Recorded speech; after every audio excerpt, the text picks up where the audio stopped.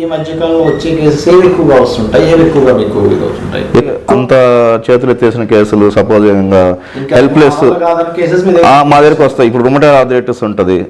Rheumatoid arthritis లో వాళ్ళు కార్టిజాన్ steroids పెట్టుంటారు, ఇంకా వీక్ అయిపోయి కిడ్నీ ప్రాబ్లం వచ్చి వాళ్ళు వస్తారు రెఫరెన్స్ పెయిన్స్ తగ్గాలని చెప్పి.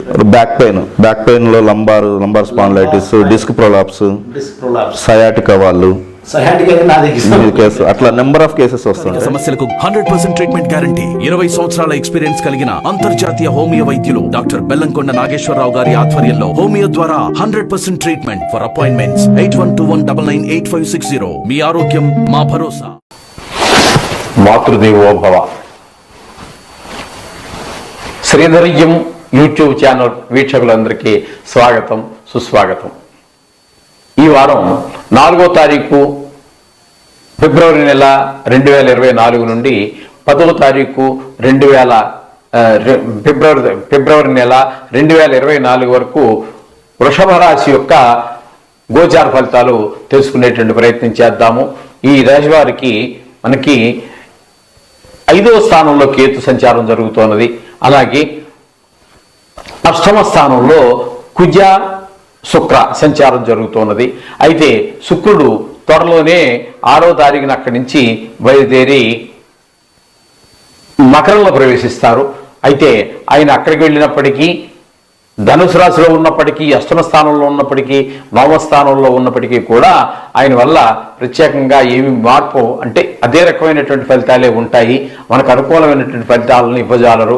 ఇక పోయినట్టయితే ఈ శుక్రుడు యొక్క గమనం మనం తీసుకున్నట్టయితే, మనం ఇక్కడ శుక్రుడు మనకి 8వ స్థానంలో ఉండటం వల్ల 8వ స్థానంలో శుభ ఫలితాలు, గోచార రీత్యా 8వ స్థానంలో ఉండటం వల్ల శుభ ఫలితాలు మనకి ఇవ్వడం జరుగుతుంది.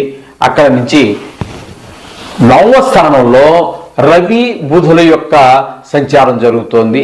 రవి బుధుల యొక్క సంచారం మనకి నవమంలో అంత శుభ ఫలితాలు ఇవ్వదు.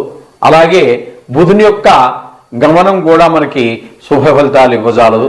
అందుచేత భాగ్య విషయంలో, భాగ్యం అంటే మనం ఏదో అనుకున్నటువంటి విషయాల్లో మనకు సరి అయినటువంటి పిల్లల విషయంలో కావచ్చు, పిల్లల చదువుల విషయంలో కావచ్చు, ఆరోగ్య విషయంలో కావచ్చు, గృహ విషయంలో కావచ్చు, బిజినెస్ వృత్తి వ్యాపార స్థలాల్లో కావచ్చు మనకు శుభమైనటువంటి అనుకూలమైనటువంటి ఫలితాలు ఇవ్వజాలవు. ఇక పోయినట్టయితే దశమంలో మనకి ఈ శని భగవానుడు స్వక్షేత్రంలో గమనం జరుగుతోంది. అందుచేత మనకి దశమంలో ఉన్నారు కాబట్టి, స్వక్షేత్రం కాబట్టి చాలా వరకు మనకి శుభ ఫలితాలు ఇవ్వడానికి సమర్థులవుతారు.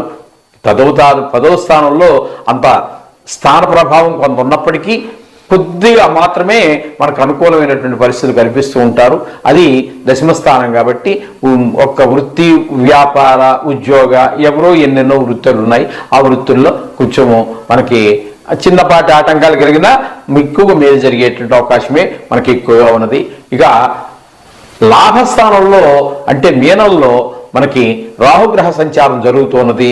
రాహుగ్రహ సంచారం జరగంగానే మనకి అక్కడ ఏకాదశం కాబట్టి మొత్తం అన్ని లాభస్థానం కాబట్టి, అంచేత మనకి ఏ విషయంలో తీసుకున్నప్పటికీ, కుటుంబ విషయంలో కావచ్చు, పిల్లల చదువుల విషయంలో కావచ్చు, పిల్లల అభివృద్ధిలో కావచ్చు, భార్య యొక్క ఆరోగ్యం కావచ్చు, మీ ఆరోగ్యం, ప్రతిదీ కూడా మనకి ధన విషయంలో కావచ్చు, అనేక రకాలైనటువంటి రంగాల్లో మనకు కోర్టు వ్యవహారాలు కావచ్చు, అన్నిటికీ కూడా కొంచెం మనకు అనుకూలమైనటువంటి ఫలితాలు వచ్చేటువంటి అవకాశం మనకు కనిపిస్తూ ఉన్నది. అలాగే గురు యొక్క సంచారం మనకి వ్యయస్థానంలో జరుగుతున్నది. తద్వారా మనకి ధన వ్యయము, డబ్బులు చేతికి రావాల్సినటువంటి రాకపోవటము, వచ్చినటువంటి డబ్బులు నిలవకపోవటము, వృధా ఖర్చులు జరగటము, ఈ విధమైనటువంటి విషయాలన్నింటిలో కూడా మనకు కొంచెం ఆ గురువు యొక్క సహకారం ఏమాత్రం కూడా మనకు లభించక మనకి ప్రతికూలంగానే జరుగుతూ ఉంటుంది గురువు యొక్క ప్రభావం వల్ల. అందుచేత ఈ రాశి వారు కొంచెము ఆచిచూచి అన్ని విషయాల్లో తగు జాగ్రత్త తీసుకోవచ్చు. శనికి సంబంధించినటువంటి విషయాల్లో కానీ, అలాగే రాహువుకు సంబంధించిన విషయాల్లో కానీ మనకి చక్కటి ఫలితాలు ఉంటాయి. అలాగే శుక్రునికి సంబంధించినటువంటి విషయాల్లో కూడా మనకు సుఖాలు అవి బాగానే ఉంటాయి. అయినప్పటికీ కూడాను ఆ 3 గ్రహాలు అనుకూలత ఎక్కువగా ఉన్నది, అననుకూలంగా ఉన్నటువంటి గ్రహాలు ఉన్నాయి. అందుచేత మనం చెప్పుకున్నాం కదండి. ఇప్పుడు కేతువు, కుజుడు కుజుడు రెండు రాసుల్లో సంచారము, రవి బుధ గురు యొక్క సంచారం మనకి కొంచెం అనుకూలంగా లేదు. ఏమైనప్పటికీ మీరు ఇందులో కంగారు పడాల్సింది ఏమీ లేదండి. మనం ప్రతిసారి చెప్పుకున్నట్టుగా నవగ్రహాల యొక్క శ్లోకాలు చదువుకోండి, వీలైతే గుడికి వెళ్ళండి, మీ నిత్యము పూజించుకునేటటువంటి దేవుణ్ణి చక్కగా పూజించుకోండి. ఇవన్నీ కూడా చిన్నపాటి ఒక వారం రోజులే కాబట్టి మనం చూస్తుండగానే వారం రోజులు గడిచిపోతాయి. ఇందులో పెద్ద సుదీర్ఘకాలం ఉండేటటువంటి వ్యవహారం ఏమీ లేదు. ఏమీ కంగారు పడక్కర్లేదు, దేన్ని భూతత్వంలో చూసుకోక్కర్లేదు. దీనిలో నేను చెప్పే వాటిలో మిమ్మల్ని భయపెట్టేసేసేదో భయంకరంగా ఇన్ని చేసేయండి అది చేసేయండి అని చెప్పి భయపెట్టే ప్రసక్తే లేదు. అలాగే అనుకూలంగా ఉన్నటువంటి గ్రహాలు గురించి కూడా అతిశయోక్తులు ఏవో చెప్పేసేసి మీకు అది జరిగిపోతుంది ఇది జరిగిపోతుంది కోటేశ్వరు ఇవేమి ఉండవండి. మామూలుగా జరుగుతూ ఉంటుంది. అయితే కొన్ని ప్రతికూలమైన ఫలితాలు ఉంటాయి, కొన్ని అనుకూలమైన ఫలితాలు ఉంటాయి. అందుచేత గమనించుకోండి. దీని గురించి కంగారు పడాల్సిన పని లేదు. దాని గురించి కానీ అంటే అనుకూలం గురించి కానీ ప్రతికూలమైనటువంటి గ్రహాల గురించి కూడా మీరు ఏమాత్రం కంగారు పడక్కర్లేదని రోజు నవగ్రహాల యొక్క శ్లోకాలు చదువుకోండి. అంతా మంచి జరుగుతుంది. శుభం భూయాత్. శ్రీధర్యం యూట్యూబ్ ఛానల్ వీక్షకులందరికీ కూడా స్వాగతం సుస్వాగతం. ఈ రోజున మనం 4/2 అంటే ఫిబ్రవరి 2024 నుండి 10వ తారీఖు 2వ నెల ఫిబ్రవరి 2024 వరకు వార ఫలితాలు, మేషరాశి వారికి వార ఫలితాలు ఎలా ఉన్నాయి, గోచారం ఎట్లా ఉంది, ఆ గోచారం వల్ల వచ్చేటటువంటి ఫలితం ఏంటి, ఆ ఫలితాల వల్ల మనం ఏ విధమైనటువంటి జాగ్రత్తలు తీసుకోవాలి, ఏ విషయాల్లో అప్రమత్తంగా ఉండాలి, ఏ విషయాల్లో కొంచెం అటు ఇటు ఉన్నప్పటికీ పర్వాలేదు అనేటటువంటి విషయాన్ని మనం తెలుసుకోకపోతున్నాము. కేవలం గోచారం మాత్రమే ఇది. జాతకాలతో అనుసంధానం చేసుకోండి, మీకు చక్కటి ఫలితాలన్నీ కూడా మీకు తెలిసి వస్తాయి, కలిసి వస్తాయి. దాని ప్రకారంగా మొత్తం అప్పుడు మనం పూర్తి పరిష్కారాలు చేసుకోవడానికి అవకాశం ఉంటుంది. ఇప్పుడు మేషరాశి వారికి జన్మంలో అంటే రాశిలోనే గురువు ఉన్నారు. అట్లాగే షష్టమంలో కేతు యొక్క గ్రహ సంచారం జరుగుతున్నదండి. అట్లాగే భాగ్యస్థానంలో కుజ సంచారం జరుగుతోంది. అయితే ఈ కుజుడు 6వ తారీఖు వరకు మాత్రమే మనకి ఇక్కడ భాగ్యంలో సంచారం జరుగుతున్నది. అంటే ఇక్కడ ధనుసు రాశిలో సంచారం జరుగుతున్నది. తదుపరి ఆయన మకరంలోనికి ప్రవేశిస్తారు. అప్పటి నుంచి కొంచెం ఫలితాలు మారేటటువంటివి అవకాశం ఉన్నది. అంటే 9 అంటే మనం చెప్పుకునేదే 10వ తారీఖు వరకు. కాబట్టి 9వ తారీఖు 10వ తారీఖు 2 రోజులు మాత్రం ఆయన మకరంలో సంచారం జరుగుతూ ఉంటుంది. అయినప్పటికీ కూడా పెద్ద తేడా ఏమీ కనబడదండి. కుజుడు 9 భాగ్యంలోనూ శుభ ఫలితాలను ఇవ్వజాలడు. అట్లాగే 10లో సంచారం కూడా మనకి శుభ ఫలితాలను ఇవ్వరు.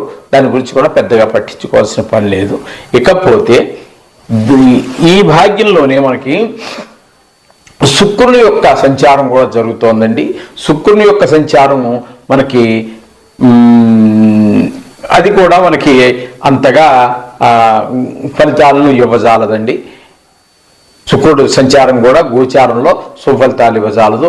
దశమంలో రవి బుధ 2 గ్రహాల యొక్క సంచారం జరుగుతున్నది.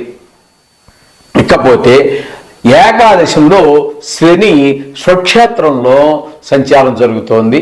అది మాత్రం చాలా ఏకాదశం అనే ఒక శుభపరిణామం అయితే స్వక్షేత్రం అనేటటువంటిది మరొక శుభపరిణామం. అంచేత చాలా చక్కటి ఫలితాన్ని ఇస్తుంది.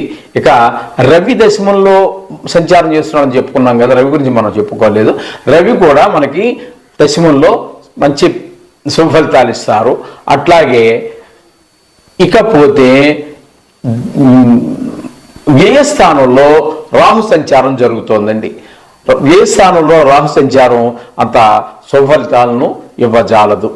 అందుచేత మనకి ఇప్పుడు ముఖ్యంగా ఈ రాశి వారికి మనం తీసుకున్నట్టయితే బుధుడు, కేతువు, రవి, శని ఈ 4 గ్రహాలు మనకి అనుకూలమైనటువంటి ఫలితాలు ఇస్తూ ఉన్నాయి ఈ వారం రోజుల్లో. తర్వాత ఇక అశుభంగా గురువు, శుక్రుడు, కుజుడు, రాహు ఇవి అశుభ ఫలితాలు ఇస్తున్నాయి. చంద్రుడి గురించి మనం చెప్పుకునేది ఏం లేదు, ఎందుకంటే ఆయన 2.5 రోజులకే మారిపోతూ ఉంటారు కాబట్టి. అందుచేత మనకి 4 గ్రహాలు అటున్నా 4 గ్రహాలు ఇటు ఉన్నాయి. మనకి చెప్పుకోవాలి అంటే మనకి మంచి ఫలితాలనే ఇవ్వడానికి సమర్థతగా ఉన్నది.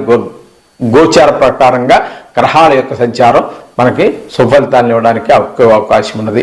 అయితే ఒక్కొక్క గ్రహం గురించి విడిగా మనం చెప్పుకోవాలంటే, ఒకటిలో గురువు వల్ల మనకి కొంచెము అనారోగ్యం చేసేటటువంటివి వ్యవహారము, కొంచెము మానసికంగా కొంచెం సరి అయినటువంటి నిలకడ లేనటువంటి విధానము కనిపిస్తూ ఉంటుంది. ఇక 9లో 6లో మనకి కేతు యొక్క సంచారం జరుగుతోందండి. అది చాలా శుభపరిణామాలు ఇస్తూ ఉంటుంది మనకి. అంటే అప్పుల విషయంలో కానివ్వండి, రుణం విషయాల్లో కానివ్వండి, ఇటువంటి విషయాలన్నింటిలో కూడా రోగాలు, ఇటువంటి విషయాలన్నింటిలో ఆయన రోగాలు రాకుండా కాపాడుతాడు.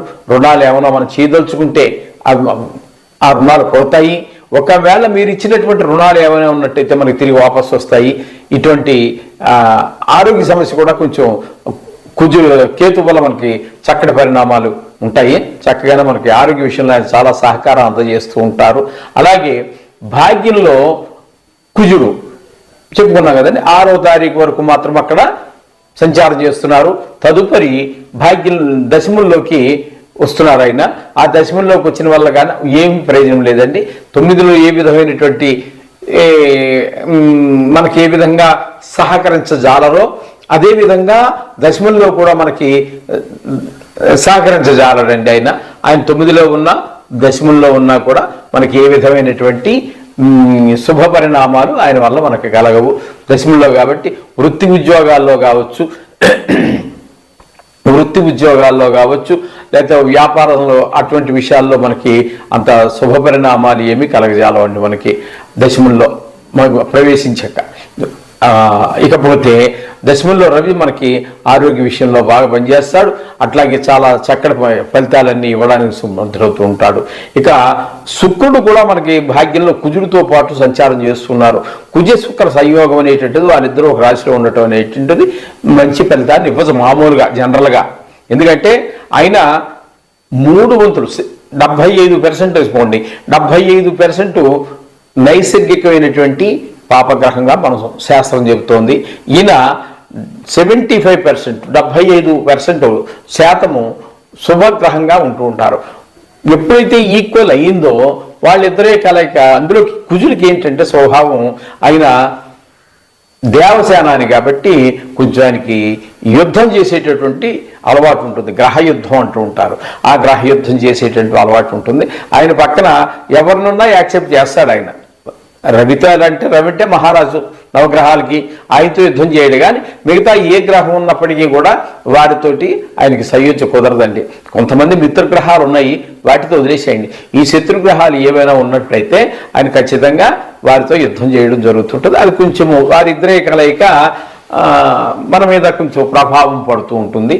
అయితే ఈ శుక్రుడు మాత్రం మనకి కొంచెము శుభఫలితాలు ఇవ్వడానికి భాగ్యంలో ఇవ్వజాలడండి. ఇకపోయినట్టయితే రవితో పాటుగా దశమంలో బుధుడు కూడా కలిసి ఉన్నాడు. దశమంలో బుధుడు ఉండటం, రవితో కలిసి ఉండటము అంచేత కొంచెము మనకి రవి బుధుల కలయిక ఎప్పుడు సహజంగానే జరుగుతూ ఉంటుంది. అంచేత రవి కూడా మనకి ఎట్లయితే దశమంలో యోగిస్తూ ఉన్నాడో అట్లాగే బుధుడు కూడా మనకి చక్కటి పరిణామాలంటే వ్యాపారంలో కావచ్చు, ఉద్యోగంలో కావచ్చు, ధన విషయంలో కావచ్చు, జ్ఞాని కాబట్టి అయినా మంచి గణితంలో మంచి నిష్ణాతుడు, శాస్త్రంలో మంచి నిష్ణాతుడు కాబట్టి ఆయా విషయాల్లో మనకి అందులో రవితో కలిసి ఉండటం ద్వారా మనకి, ఎందుకంటే రవి బుధుడు సామాన్యంగా 12 రాసుల్లో 4 రాసులు కలిసి ఉంటారండి. 4 రాసుల్లో రవి ముందుంటాడు, 4 రాసుల్లో బుధుడు ముందుంటాడు. ఈ విధంగా 12 రాసుల్లో వాళ్ళిద్దరూ కలిసి ఇంచుమించుగా వాళ్ళిద్దరికి మధ్యలో ఒక్క రాశి కూడా వ్యవధి ఉండరాదు. ఒకవేళ ఎవరైనా దాన్ని తీసుకొచ్చి మీ దగ్గరికి ఏదో చార్ట్ మా గురువు గారు వేశారండి, మా ఊర్లో వేశారండి అని చెప్పి మీ దగ్గరికి తీసుకొస్తే దాన్ని చూడండి. అందులో వారిద్దరి మధ్యన ఒక్క గడి, ఒక్క రాశి ఖాళీ ఉన్నప్పటికీ అది జాతకం తప్పు అని చెప్పేసి మీరు నిర్ధారణ చేసుకోవచ్చు. దాన్ని చక్కగా పక్కన పెట్టేసి మళ్ళీ మీరు పూర్తిగా అలాగా చేసుకోవాలి. ఈ విధమైనటువంటి వాళ్ళిద్దరి యొక్క కలయిక ఆ విధంగా ఉంటుంది. వారిద్దరూ కూడా దశముల్లో మీకు చక్కటి ఫలితాన్ని ఇస్తారు. ఉద్యోగంలో, వ్యాపారంలో, ధన విషయంలో, మంచి ఆలోచన విధానంలో అన్నిటికీ కూడా ఆ రవి బుధులు మీకు చక్కటి పరిణామాన్ని ఇస్తూ ఉన్నారు. ఇక ఏకాదశిలో చెప్పవలసినటువంటి పని లేదు. ఏకాదశి స్థానంలో చాలా శుభప్రదమైనటువంటి స్థానం అది. అయితే అందరూ స్వక్షేత్రంలో శని ఉండటం అనేటువంటిది మరింత విశేషం. ఆయన కూడా మీకు అన్ని రకాలుగాను అన్ని విషయాల్లోనూ కూడా ఉద్యోగం కావచ్చు, కుటుంబ విషయం కావచ్చు, వ్యాపారం కావచ్చు, వ్యవసాయం కావచ్చు, ఇంకా రకరకాల వృత్తులు ఎన్నో ఉన్నాయి. మనకు తెలుసున్నవి, తెలియనివి అనేక రకాల కొత్త కొత్త పూర్వకాలం లేనటువంటి వృత్తులు ఎన్నో ఎన్నో ఎన్నో కొత్తగా ఈ మధ్య ఈ సాఫ్ట్వేర్లు అవి వచ్చాక అవన్నీ ఏవోవో వచ్చేసాయి. వాటిలో ఉన్నవాళ్ళు కానీ అన్ని రంగాల వారికి ఏ రంగం ఈ రంగం అనేటువంటి మీరు ఆలోచించాల్సిన పని లేదండి. ఏ రంగంలో ఉన్నప్పటికీ కూడా ఆ శని మహానుభావుడు వారికి అన్ని రకాల సంఘాలు సహాయ సహకారాలు అందిస్తుంటారు. వాళ్ళు చేసేటువంటి ప్రతి ప్రయత్నము కూడా ముందుకే వెళ్తూ ఉంటుంది. ఈ విధంగా శని యొక్క సంచారం జరుగుతూ ఉంటుంది. ఇక వ్యయంలో కనుక మనం తీసుకున్నట్టయితే రాహు సంచారం జరుగుతోందండి. వ్యయంలో రాహు సంచారం కూడా మనకి అంత మంచి శుభపరిణామాలు ఇవ్వజాలదు. ఆయన కేవలం కొన్ని ప్రత్యేకమైనటువంటి కొన్ని రాసుల్లో మాత్రమే ఈ రాహువు, కేతు, శని అనేటటువంటి వారు కొన్ని సుఫలితాలు ఇవ్వడం జరుగుతూ ఉంటుంది. ఆ విధంగా రాహు కూడా వ్యయంలో సంచారం ఉంది, మనకు సుఫలితాన్ని ఇవ్వదు.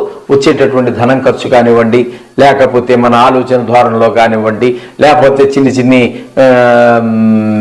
వ్యవహారాలు ఉంటాయి కదా, వార్త వ్యవహారంలో వీటి విషయాల్లో కానివ్వండి, మనకి ఏ విధమైన తోడ్పాటు ఆయన అందించజాలరండి. ఈ విధంగా ఈ 9 గ్రహాల యొక్క సంచారము ఆయా రాసులను బట్టి మనం సశాస్త్రీయంగానే చెప్పుకోవడం జరుగుతుంది. ఇది చక్కగా చూడండి. అయితే వీటికి మనకు సహకరించేటటువంటి గ్రహాలకి కానీ సహకరించినటువంటి గ్రహాలకు కానీ అన్నిటికీ పనికొచ్చేటటువంటి రెమెడీ ఏమిటి అంటే ప్రతిరోజు ఈ నవగ్రహ జపం, నవగ్రహాల యొక్క శ్లోకాలు చదువుకోండి. వేదమంత్రాలు వస్తే వేదమంత్రాలు చదువుకోండి. లేకపోతే బీజాక్షర మంత్రాలు ఉంటాయి. ఆ బీజాక్షర మంత్రాలు మీకు ఏమైనా తెలుసుంటే, లేదంటే కొంచెం ఈజీగా ఉంటాయి కాబట్టి ఈజీ ఏముందిలేండి, కొంచెం సులువే, కానీ అది కూడా కొంచెం కొన్ని అన్ని కూడా ద్వితాక్షరాలు, సంయుక్తాక్షరాలు ఎక్కువగా ఉంటూ ఉంటాయి. వాటిని ఖచ్చితంగా పలకగలిగితేనే పలకండి. లేకపోతే కొన్ని ఈ బీజాక్షరాలు మిగతా వాటికంటే స్పీడ్గా పనిచేసినప్పటికీ మనం ఏమాత్రం తప్పుగా పలికినప్పటికీ కొంచెము వ్యతిరేక ఫలితాన్ని ఇచ్చేటువంటి అవకాశం ఉంటుంది. అందుచేత ఖచ్చితంగా దీన్ని మనం ఉన్నట్టు పలకగలము అనుకుంటేనే బీజాక్షరాల దగ్గరికి వెళ్ళండి. లేదంటే దాన్ని వదిలిపెట్టి మామూలు మన శ్లోకం ఉంది కదండి, ఆ శ్లోకాలు చదువుకోండి. అలాగే మీ ఇష్టదైవాన్ని ప్రార్థించుకోండి. ఈ విధంగా జరిగినట్టయితే అంతా మీకు శుభమే జరుగుతుంది. దీని గురించి భయపడక్కర్లేదు. జాతకంతో పాటు అనుసంధానం చేసుకోండి. శుభం భూయాత్.